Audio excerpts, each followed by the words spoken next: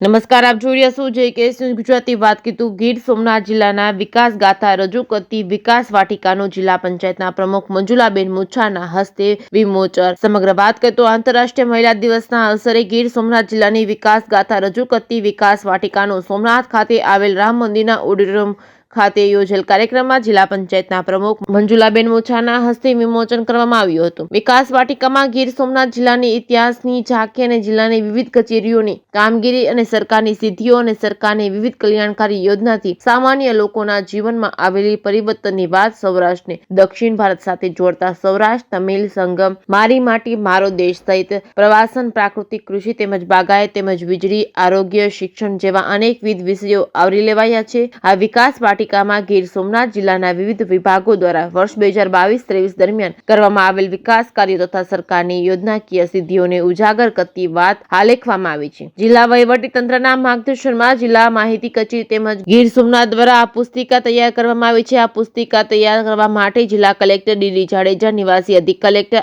RGR, જિલ્લા આયોજન અધિકારી RG પટેલનું અમૂલ્ય માર્ગદર્શન સાંપડ્યું છે. આ પુસ્તિકા સહાયક માહિતી નિયામક સુનિલભાઈ પટેલના માર્ગદર્શન હેઠળ સંપાદન ટીમ દ્વારા તૈયાર કરવામાં આવી છે. માહિતી કચેરીના ગૌરાંગ જોશી તેમજ દાસા કોડિયાતરના સંપાદન સાજીદભાઈ કાઠી તેમજ શરમણભાઈ ભજગોતરની ફોટોગ્રાફી સાથે આ સુંદર પુસ્તિકા તૈયાર કરવામાં આવી છે, જે ઇતિહાસકારો તેમજ વિદ્યાર્થીઓ તથા અભ્યાસુઓ માટે ઉપયોગી બનશે. JKS ન્યૂઝ ગુજરાતી સાથે મહેશ વાજા, સોમનાથ.